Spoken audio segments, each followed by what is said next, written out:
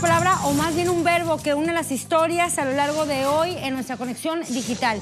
Le estoy hablando de resistencia. Eso es lo que se ve en Brasil. Hay etiquetas que se mueven precisamente para continuar la lucha en defensa del expresidente y el favorito para las elecciones presidenciales de octubre en ese país, Luis Ignacio Lula da Silva. Tenemos las etiquetas Lula vale a lucha, Lula vale la lucha y Lula libre. Hay otra historia también de resistencia, es la de Ecuador, 12 días ya de los reporteros secuestrados y el día de hoy los familiares insisten en solicitar justicia y finalmente que sean encontrados. Nos faltan 3, es la etiqueta que también se ha posicionado en redes.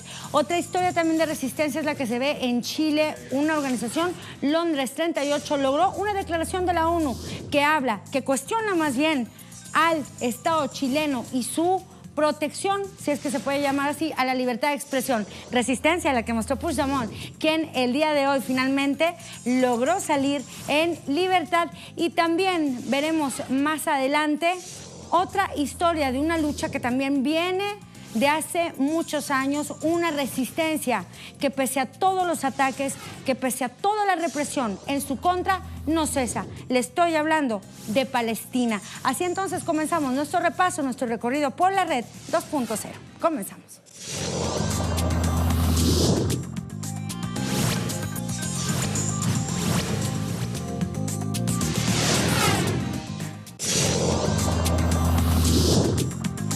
Brasil pasó de la indignación y la tristeza a la lucha. Ese es el capítulo que comenzó a escribirse desde ayer, cuando miles de brasileños comenzaron a llegar al sindicato de metalúrgicos en Bernardo do Campo para expresar solidaridad con Lula da Silva y evitar así su detención. Hay movilizaciones en decenas de ciudades brasileñas y también en otros países como aquí, Venezuela y Uruguay y Argentina. Hay una consigna que está marcando esta jornada que es: esta lucha por Lula vale la pena. En redes sociales comenzamos por supuesto con el portal de la casa, Telesur. Lo tenemos allí, Lula, un juicio sin pruebas. Esta nota reseña las declaraciones que hicieron abogados de la defensa del expresidente brasileño, quienes denunciaron irregularidades y vicios que rodean el juicio en contra del líder del PT. El juez brasileño Sergio Moro dictó ayer jueves la detención de Lula luego de que el Supremo Tribunal Federal le rechazó el habeas corpus. Lula tiene de plazo hasta hoy, viernes, a las 5 de la tarde para presentarse voluntariamente en la sede de la Policía Federal en Curitiba y entregarse así a la justicia. Pero esto no será fácil y de eso voy a hablar a continuación. ¿Qué pasa? Finalmente, ¿va o no a Curitiba? Bueno, medios locales de Brasil publicaron que Lula no se va a entregar en esa ciudad brasileña. Lo soltó esta noticia desde primera hora Folha de Sao Paulo. Lula decide no ir a Curitiba y de acuerdo con esta nota firmada por Ricardo Coscho, Lula le declaró que no iría a Curitiba a entregarse a la Policía Federal como ordenó el juez Sergio Moro. La duda ahora, reseña este reportero, es si Lula se va a quedar en el sindicato de los metalúrgicos en el municipio de Bernardo do Campos, donde se encuentra junto a amigos y líderes del partido y donde también miles de militantes, miles de sus seguidores instalaron un cerco humano para proteger a Lula e impedir así su detención. Tenemos cobertura, por supuesto, de Telesur. Hay 3 corresponsales desplegados para reseñar cada paso de esta movilización y evidentemente ahí está el de Nacho Lemus desde Sao Paulo, nuestro corresponsal en esa ciudad. Urgente, movimientos sociales cortan rutas de los estados de Natal, Bahía, Río Grande do Sul y Paraíba para protestar contra el pedido de prisión de Lula da Silva expedido por el juez Sergio Moro. Ahí está mostrando también parte de todas las protestas que se están dando en diferentes carreteras de ese país. Hay movilizaciones en decenas de ciudades, así se ve parte de lo que hoy se vive en Brasil y tenemos entonces el reporte en directo de nuestro corresponsal.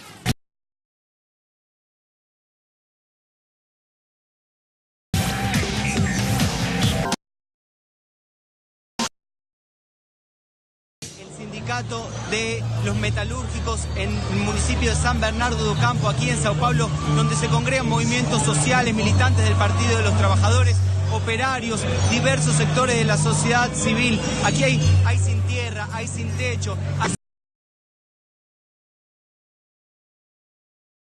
sindicatos, todos reunidos aquí para apoyar a Luis Ignacio Lula. Soluciones para ver si se dirige a Curitiba a presentarse frente a la justicia o permanece aquí. Lo cierto es que los movimientos sociales están decididos a resistir en este lugar, sea cual sea la resolución de Lula, e impedir la prisión si es que la justicia, si es que la policía llega hasta aquí para retirar a Lula. Lula no tiene la obligación de presentarse ante la justicia en Curitiba. Sin embargo, lo cierto es que podrá la policía llegar hasta aquí y llevando. Veremos todo lo que ocurre, una larga jornada de movilizaciones. Hay al menos 10 carreteras de Brasil en 10 estados brasileños donde se encuentran piquetes por parte de movimientos sociales para denunciar que la persecución contra Lula es política y no judicial y pretende dejarlo afuera de las elecciones presidenciales del 2018. Seguiremos aquí informando todo lo que ocurra. Atentos ahí. Corresponsales, también está André Vieira en otro punto de Brasil. Le voy a mostrar a continuación lo que publicó Adriana Robreño desde Brasilia a través de su cuenta @AdrianaTelesur. La defensa de Lula solicita al Comité de Derechos Humanos de la ONU que impida la prisión del expresidente a través de una medida cautelar. Esa es una parte, otra más, de las estrategias que están siguiendo la defensa de Lula con tal de impedir que sea detenido. Imagínese el peso, la gravedad de una imagen que se dé así al día de hoy en Brasil. De esto nos habla, por ejemplo, este usuario a continuación en Twitter, Walter Correa. Está en juego la democracia en nuestra región. Ya hay movilizaciones en todo Brasil en apoyo a Lula. Los trabajadores argentinos nos movilizamos hoy a las 5 a la Embajada de Brasil, Avenida Santa Fe y Cerrito, Lula libre, Lula vale la lucha, y tenemos ahí Argentina. Hay otras movilizaciones que se dan también en Uruguay, aquí en Venezuela, en Instagram, que tenemos, por ejemplo, en directo. Nos están llegando también muchas imágenes de lo que pasa en el Sindicato de Metalúrgicos. Ahí está esta fotografía de Lilian Bento, dice: el clima aquí en San Bernardo do Campo es ese, con Lula por la democracia, donde ya lo veíamos. Ahí están las fotografías de lo que ocurre y las imágenes de lo que ocurre afuera de este sindicato, donde se encuentra Lula da Silva. Hasta las 5 de la tarde, hora local, es el plazo que tiene para entregarse a la justicia. La gran duda, ¿lo hará? ¿Qué pasará? ¿Hasta dónde llegará la llamada justicia de Brasil? Ya veremos. Nos faltan 3, es la etiqueta con la que usuarios recuerdan los 12 días que se cumplen hoy desde que el equipo de prensa del diario El Comercio, integrado por el periodista Javier Ortega, el fotógrafo Raúl Rivas y el conductor Efraín Segarra, fueron secuestrados por grupos armados que operan en la frontera entre Ecuador y Colombia. Nos faltan 3, así se recuerda esta petición. Hay novedades. Telesur lo tiene así, la noticia del día de hoy respecto a este caso, y señala que los familiares y el gobierno de Ecuador establecieron un diálogo con tal de encontrar a los reporteros. El ministro de Interior de Ecuador, César Navas, aseveró que el proceso de liberación de los rehenes tomará su tiempo.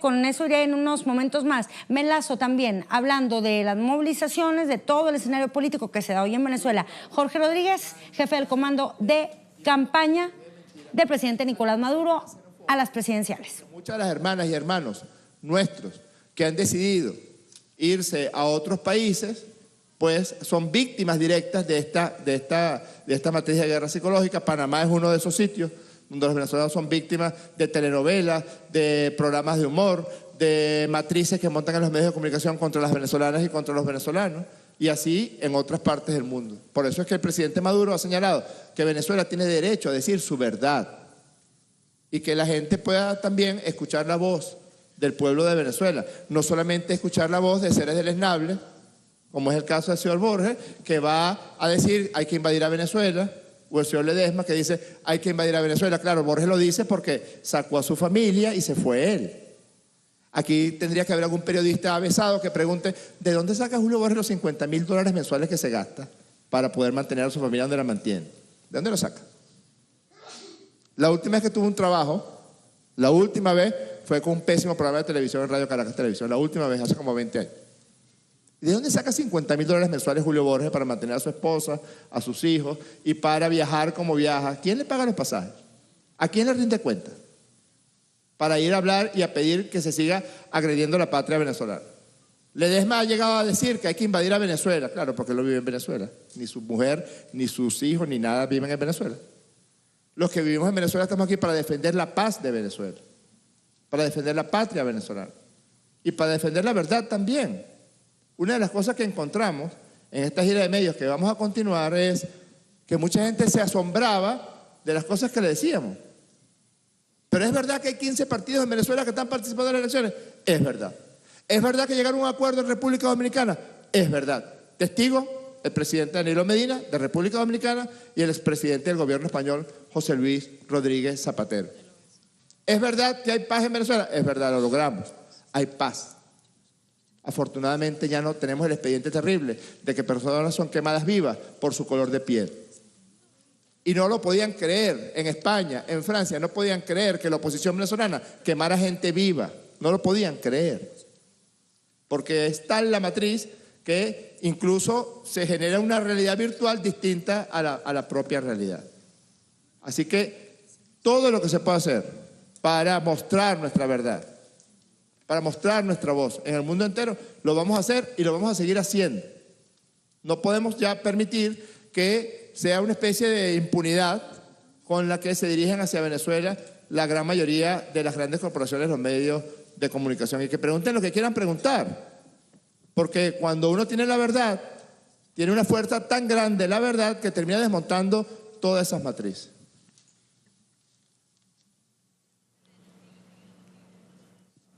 Bueno, antes de despedirnos, queremos nuevamente invitarlos a que se registren en el movimiento Somos Venezuela. Y los que ya se han registrado, vayan buscando quién es su pareja, su 1+1, para llamarlo al voto. Ahí estamos escuchando parte de lo que decía Jorge Rodríguez, el jefe de campaña del presidente Nicolás Maduro rumbo a las presidenciales, también ministro de Comunicación e Información, en una conferencia de prensa aquí en Caracas, donde se acaba de anunciar una campaña que se llama Caravana de la Esperanza, donde se va a mostrar la realidad de lo que se vive en 150 pueblos de Venezuela. Esto es lo que está pasando de cara o en plena coyuntura electoral aquí en este país, en la República Bolivariana, y de aquí me voy también a otra nación para hablar también de esperanza, pero también de resistencia. Es una historia de Chile y lo tiene el movimiento Londres 38.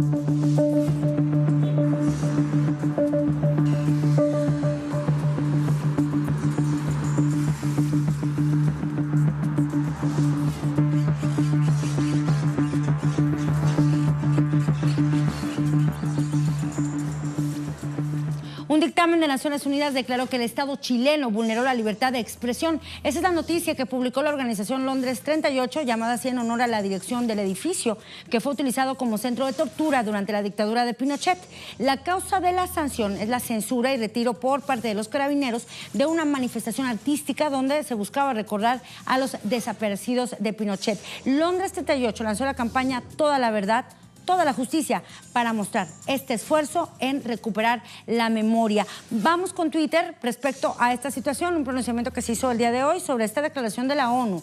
Todos los chilenos en memoria de las víctimas exigimos justicia, es Carla Mesia, y expone y utiliza dos etiquetas: justicia para José, toda la verdad, toda la justicia, donde está recordando a uno de las 98 personas que desaparecieron en ese lugar. Yaisimar publicó esto: han pasado más de 20 años y hoy continuamos exigiendo toda la verdad, toda la justicia para los desaparecidos, detenidos o ejecutados en Chile durante la dictadura de Pinochet. Todavía hasta el día de hoy las organizaciones simplemente querían recuperar la memoria, simplemente querían seguir exigiendo que se abran los archivos clasificados de esa dictadura, y los carabineros reaccionaron así, quitándolos, impidiendo que los chilenos puedan al menos mostrar así la memoria de los desaparecidos. Justo nos vamos a la pausa con un video animado que retrata cómo fue la detención y desaparición forzada de Mario, uno de los 98 detenidos en Londres 38. Con ese video nos vamos a la pausa. Regresamos con más en La Conexión Digital.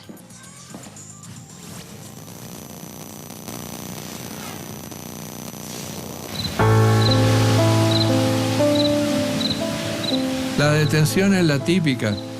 Eran unas camionetas C10 doble cabina. Me metieron en el asiento de atrás, me vendaron los ojos pero poco menos que pidiéndome disculpas.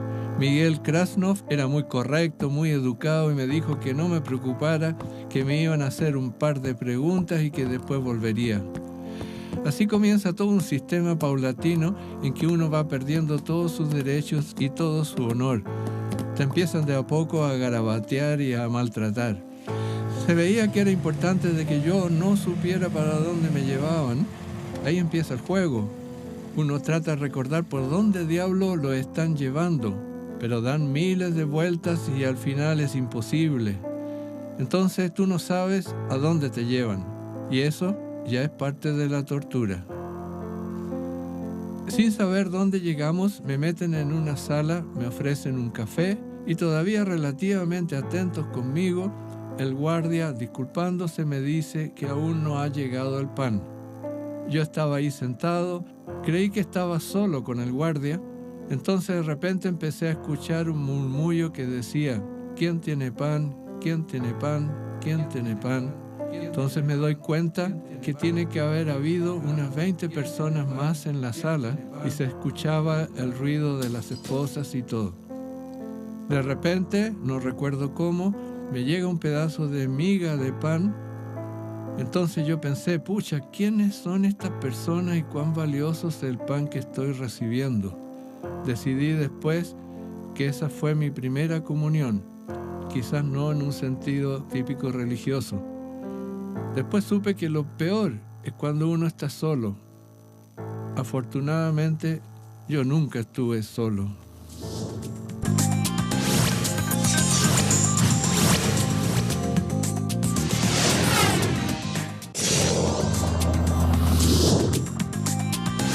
La imagen que quería el independentismo catalán se logró. Carles Puigdemont salió de prisión. El pasado jueves, la Audiencia Territorial de Schleswig-Holstein descartó el delito de rebelión en la petición de extradición contra el expresidente de la Generalitat de Cataluña y le concedió la libertad.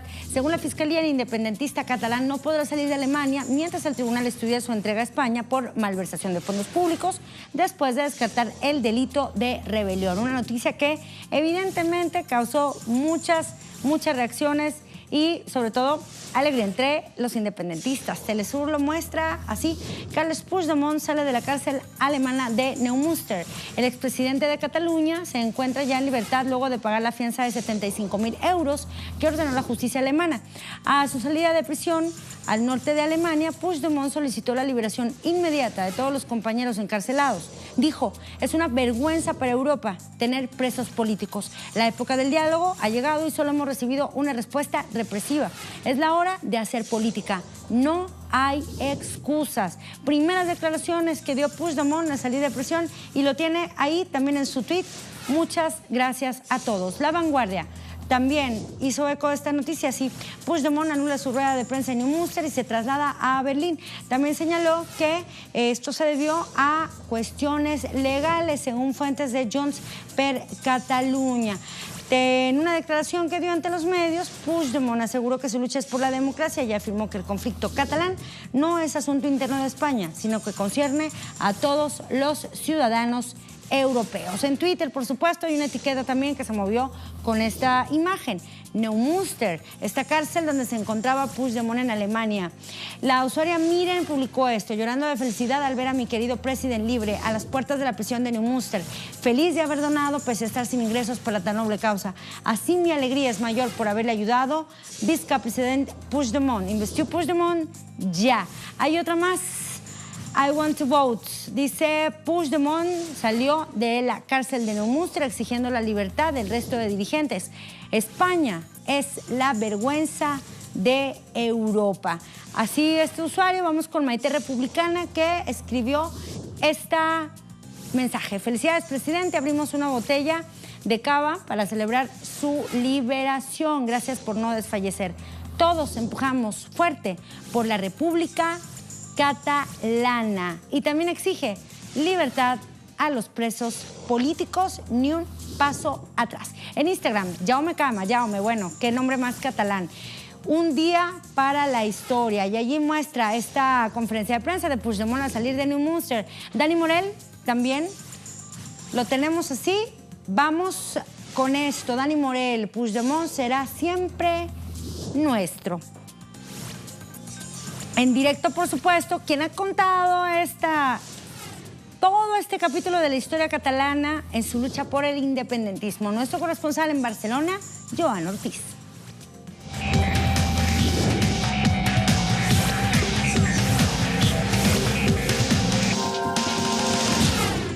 Las noticias no han parado de llegar desde que supimos esta decisión de la justicia alemana, una decisión que al juez Pablo Llarena no le ha gustado y por este motivo va a elevarla a instancias superiores, es decir, va a llevar la no extradición por rebelión de Carles Puigdemont a instancias europeas para que la estudien, porque no quiere que si finalmente es extraditado Puigdemont sea solo por malversación. Esa es la última noticia, todavía no está confirmada por el mismo juez, aunque lo llevan todos los medios de comunicación, lo cual es de suponer que es lo que acabará pasando. Todo eso mientras hemos visto a un Carles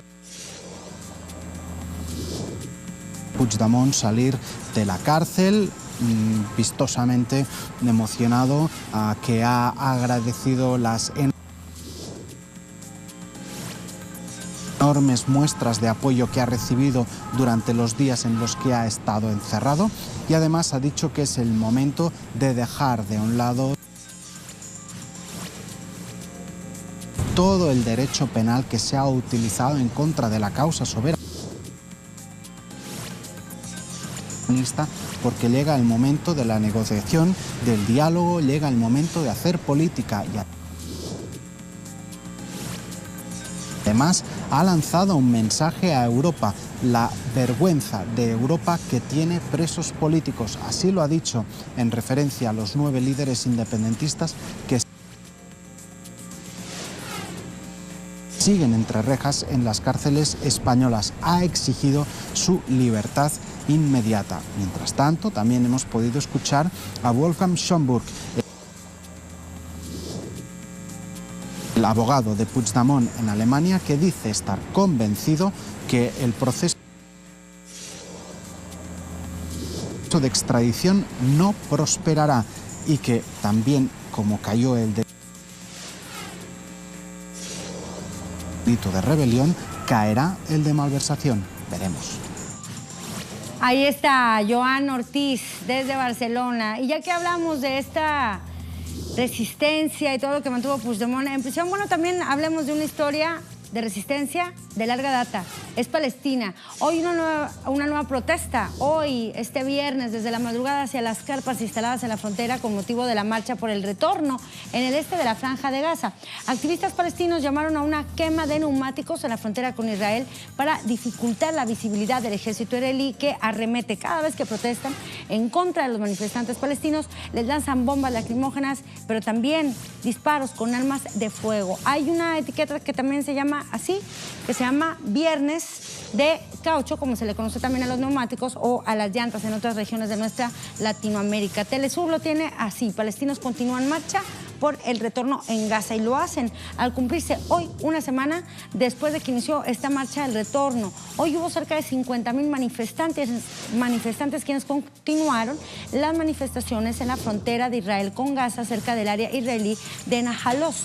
3 manifestantes resultaron heridos. 2 palestinos fueron heridos al este del campo de refugiados de Jabalilla y el tercero al este de Gaza. Varios activistas invitaron a los palestinos a salir en este segundo viernes de la marcha por el retorno. Los manifestantes quemaron neumáticos para dificultar la vista del ejército de Israel, que tiene la orden de disparar a cualquier palestino que esté a 100 metros de la valla de Gaza.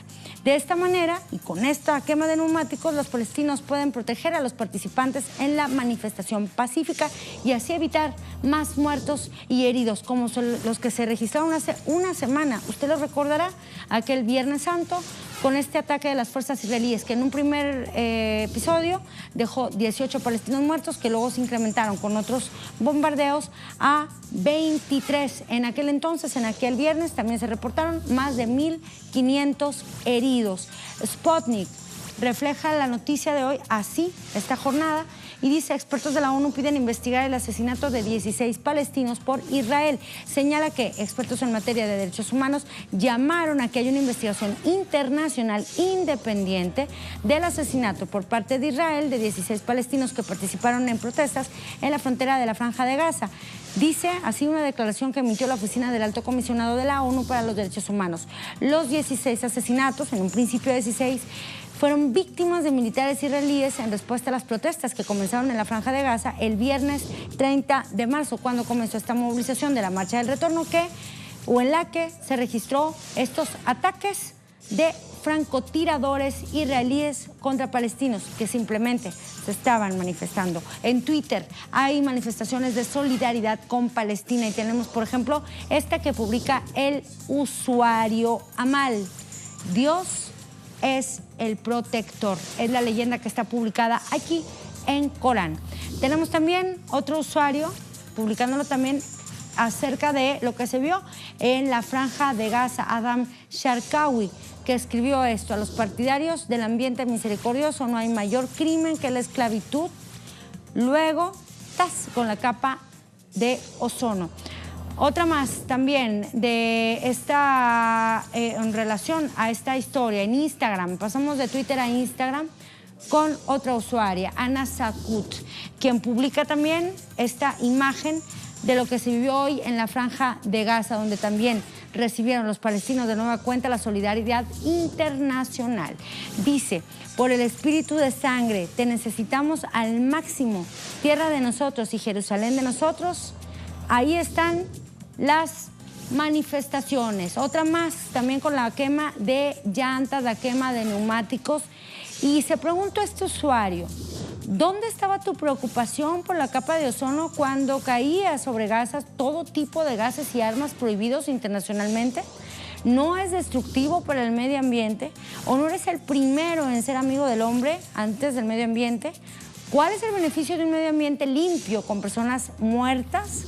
Larga vida a nuestra gran gente e hijos de las personas poderosas. Esa es la leyenda que da y que se hace de esta manera. Con la réplica de los palestinos ante todos los cuestionamientos que les hicieron por la manera de protestar el día de hoy. Protestas que no se escucharon cuando decían las noticias: 23 palestinos muertos. José Buyair con su reporte en directo.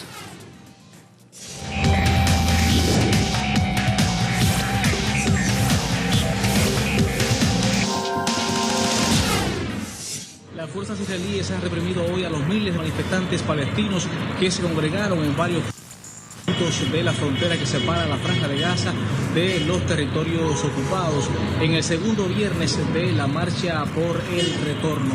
Ya se han registrado varios muertos y más de 200 heridos. Según han dicho, las protestas van a continuar todos los viernes hasta el próximo 15 de mayo. Y ya con esto nos despedimos. Gracias por su compañía.